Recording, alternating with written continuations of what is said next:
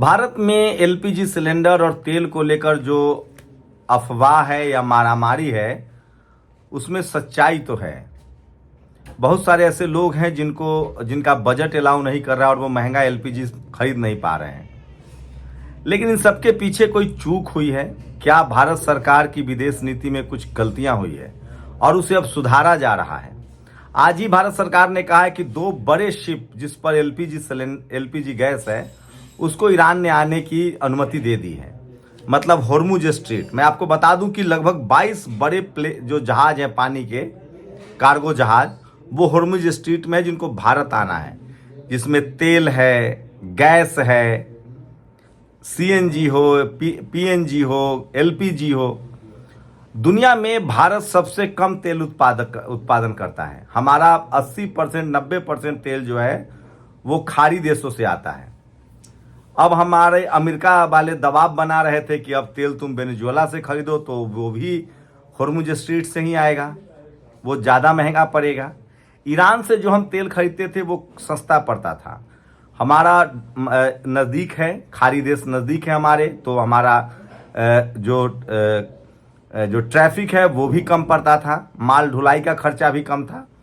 जब हम वेनेजुएला से तेल खरीदते हैं तो वो महंगा पड़ता है, अमेरिका से खरीदेंगे और महंगा पड़ेगा। रूस और ईरान और खाड़ी देशों से तेल खरीदना हमें सस्ता पड़ता था क्योंकि हम नज़दीक हैं। लेकिन अमेरिका ने हमें दबाव बनाया, ट्रेड डील हुआ, कहा कि रूस से तेल नहीं खरीदोगे। ईरान से उन्होंने पहले ही प्रतिबंध लगा रखा था। तो क्या भारत सरकार को समझने में देर हुई? और अब भारत सरकार ने खुद, प्रधानमंत्री ने ट्वीट करके कहा है कि हमारी ईरानी राष्ट्रपति से बात हुई है और अच्छी बातचीत हुई है।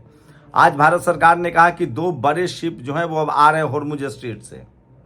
सवाल है चूक कहाँ हुई? चूक ये हो गई कि हमने अमेरिका की बात मान ली, इजराइल के खेमे में चले गए। अब ईरान चूंकि अमेरिका और इजराइल से युद्ध लड़ रहा है तो वो हमें तेल देगा नहीं, क्योंकि उसका कहना है कि हम अगर अमेरिका के समर्थन करने वाले देशों को तेल देंगे मतलब अमेरिका का समर्थन कर रहे हैं। ऐसे में चीन और रूस ने सही रास्ता अपनाया। चीन और रूस को पता है अमेरिका किसी को कुछ देता नहीं है, वो लेता है। अमेरिका कह रहा था कि 500 बिलियन का हमसे डील कीजिए, आप हमारा फल खरीदेंगे, सब्जी खरीदेंगे, हम जिससे कहेंगे उसी से तेल खरीदेंगे। आप रूस और ईरान से तेल नहीं खरीदेंगे, आप खाड़ी देशों से डॉलर में तेल खरीदेंगे, आप वेनेजुएला वाला तेल हमसे खरीदेंगे, फल सब्जी सब कुछ आप हमसे खरीदेंगे, गाड़ी के पार्ट्स, एवरीथिंग। क्योंकि उसे चीन को कमजोर करना था, रूस को कमजोर करना था। पता नहीं हमारी विदेश नीति को क्या हुआ, हमने हाँ पर हाँ मिलाते चले गए। उस अमेरिका के हाँ में हाँ मिलाते चले गए जो लगातार ऑपरेशन सिंदूर में पाकिस्तान का पक्ष ले रहा था, जो लगातार भारतीय प्रधानमंत्री को नीचे दिखाने का मौका नहीं छोड़ रहा था, जो लगातार कह रहा था कि हमने ऑपरेशन सिंदूर में सीज फायर करवाया है, जिसने भारतीयों को हथकड़ी लगाकर भारत भेजा, जिसने यहाँ तक कहा कि अगर एप्पल ने भारत में फैक्ट्री लगाई तो हम उसका लाइसेंस कैंसिल कर देंगे। पता नहीं ट्रंप के इस बड़बोलेपन का जवाब क्यों नहीं दिया गया। लेकिन उससे भी बड़ा भारत के भक्तों को देखिए, वो ट्रंप की आरती उतार रहे थे, वो बेंजामिन नेतन्याहू की आरती उतार रहे थे, और ये सब हमारी आंखों के सामने टीवी अखबार में हो रहा था। लेकिन सोचिए आज वो देश मालामाल हो रहे हैं जो ईरान के साथ हैं, रूस और चीन। ईरान ने साफ कहा है कि हम उसी देश को तेल देंगे या होर्मुज स्ट्रेट से आने देंगे जो युआन में, डॉलर में नहीं, युआन में बिजनेस करेगा, जो युआन में तेल खरीदेगा। मतलब उसका सीधा फायदा चीन को होगा। वो रूस को और कच्चे तेल और गैस देगा, रूस के माध्यम से भी आप खरीदेंगे। रूस ने भी अब टैरिफ बढ़ा दिया है। पहले वो भारत को छूट देकर तेल बेचना चाह रहा था। एक युद्ध ने सारा गणित बदल दिया है। सोचिए अमेरिका के साथ जो भी देश है दुनिया में वो सिर्फ नुकसान में है। उसको अपना बंदरगाह, एयरपोर्ट देना है। अगर अमेरिका जीत जाता ईरान पर तो भी वो महंगा तेल बेचता। तो अमेरिका किसी का सगा नहीं है। हमारी विदेश नीति सोचिए, इससे पहले भी पाकिस्तान के साथ जब हमारा युद्ध हुआ तो अमेरिका पाकिस्तान के साथ था। हमारा सबसे बड़ा स्ट्रेटेजिक पार्टनर रूस रहा है। खाड़ी देशों की बात करें तो खाड़ी देश से भी हमारे संबंध अच्छे रहे हैं। और ईरान ने तो हमारे साथ इतना दोस्ताना किया कि आप कल्पना ही नहीं कर सकते हैं। 62,000 करोड़ रुपए ईरान के हमारे बैंकों में थे। ईरान हमें तेल और गैस देता था और रुपए में पैसे लेता था, डॉलर में नहीं, रुपए में। वो हमें पैसे हो न हो तेल और गैस देता था, कभी कमी नहीं होती।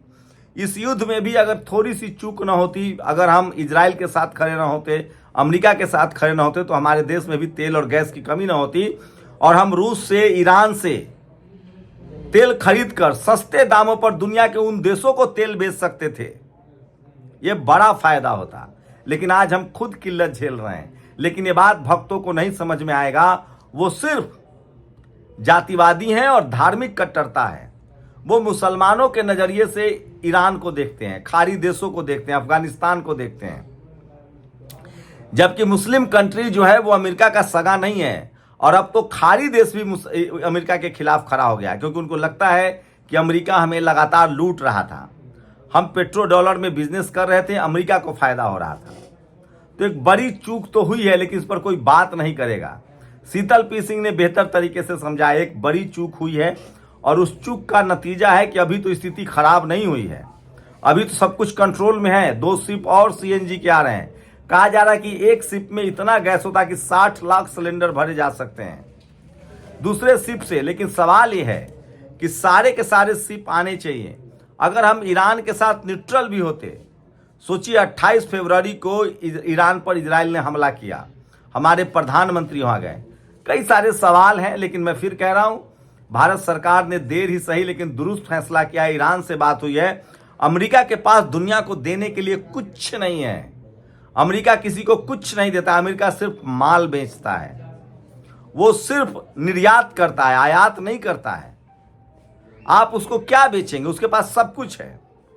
ठीक यही स्थिति चीन के साथ है। आपके पास बेचने के लिए उसको कुछ नहीं, वो खुद सब कुछ बेचता है। तेल वाले मामले पर भी वो हावी इसलिए है क्योंकि ईरान ने उसको क्लीन चिट दे दी है। अब चीन जो है वो ईरान से तेल ले रहा है, रूस से तेल ले रहा है और दुनिया भर के मार्केट में महंगे बेचेगा। तो अमेरिका की कमर टूट गई है इस युद्ध में। अमेरिका का खाड़ी देशों से बोरिया बिस्तर बंध गया है। उसके सारे रिफाइनरी बंद उड़ा दिए गए हैं, उसके सारे सैनिक अड्डे उड़ा दिए गए हैं और वो अब खाड़ी देशों में उसका वर्चस्व खत्म हो गया है। ऐसे में आगे भी अमेरिका से हमारे पास पाने के लिए कुछ नहीं है। हाँ, कुछ लोग जो अमेरिका में नौकरी करते हैं उनके हितों की अनदेखी नहीं होनी चाहिए और अमेरिका भारत से कभी रिश्ते नहीं बिगाड़ना चाहेगा। हमारी जनसंख्या, हम दुनिया के सबसे बड़े मार्केट हैं। अगर हम सामान खरीदने वाले हैं तो हमें किसी से डरने की जरूरत नहीं है। सामान खरीदने वाला क्यों डरेगा? डरेगा बेचने वाला। लेकिन कुछ दिनों में उल्टा हुआ। मैं फिर कह रहा हूं, ईरान हमारा स्ट्रेटेजिक पार्टनर रहा है। चाबहार बंदरगाह उसने हमें दिया था, सोचिए। लेकिन क्या मजबूरी रही, क्या नहीं रही, वो समय तय करेगा। लेकिन ये तय है कि अगर हम थोड़ा सा ईरान के प्रति लॉयल होते, थोड़ा सा हम ईरान के पक्ष में होते, तो आज इस तरह के संकट न होते। अभी पता नहीं है युद्ध कितना दिन चलेगा, कितना आगे तक चलेगा, लेकिन ये तय है कि भारत के लोगों की परेशानी बढ़ रही है। एक डर और एक दहशत का माहौल है। गैस ब्लैक में बिक रहे हैं, लाइनें लंबी लंबी है। मैं लोगों से कह रहा हूं कि आप भी अपनी जिम्मेदारी को समझिए। अगर आपके पास एक सिलेंडर है तो 30 दिन तक आप इंतजार कीजिए और किसी दूसरे को सिलेंडर लेने दीजिए। अभी वक्त नहीं है कि 3, 4, 5 सिलेंडर आप भरवा के रख लें। ये स्टोर करने की नीति से बचिए, ये घातक है। ये अपने ही देश के लोगों के साथ धोखा है। अभी जो हालात हैं उस पर सरकार का भी कंट्रोल नहीं है। ये वैश्विक हालात हैं। हमें सरकार के को कॉपरेट करना पड़ेगा। हमें तेल गाड़ी में उतनी ही लेनी पड़ेगी जितनी की हमें जरूरत है। आप एक बार टंकी भरवाइए, उसको खत्म होने दीजिए।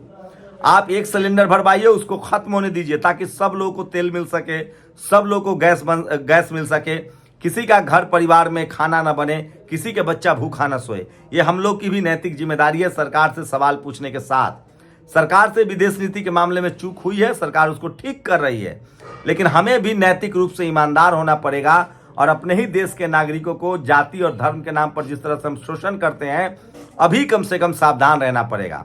अगर आपके पास 2 सिलेंडर है तो 1 सिलेंडर भरवाइए, उस जब तक खर्च चलता है। फिर जब वो खत्म होने से 5 दिन पहले आप अप्लाई करें। ऐसा नहीं कि 2 सिलेंडर अभी से ही स्टोर कर लें। ये स्टोर करने की प्रवृत्ति छोड़नी पड़ेगी, एक दूसरे का हाथ थामना पड़ेगा। ये वैश्विक तौर पे बड़ी प्रॉब्लम्स हुई है और ये बात मैं फिर उन भक्तों के लिए कह रहा हूं जो कल तक इजराइल और अमेरिका को अपने आका मानते थे। ये प्रॉब्लम ही इजराइल और अमेरिका के वजह से है। ईरान की गलती नहीं है, ईरान अपनी संप्रभुता के लिए लड़ रहा है और अमेरिका उस पर कब्जा करना चाहता है। सोचिएगा जरूर। शुक्रिया। नेशनल दस्तक की आपसे गुजारिश है कि अगर इसको बचाना चाहते हैं तो नेशनल दस्तक को सब्सक्राइब करने के लिए रेड कलर के सब्सक्राइब बटन को दबाएं, फिर बेल आइकन की घंटी दबाएं। नेशनल दस्तक को बचाने के लिए बहुत जरूरी है कि हर खबर को शेयर करें, लाइक करें, कमेंट जरूर करें।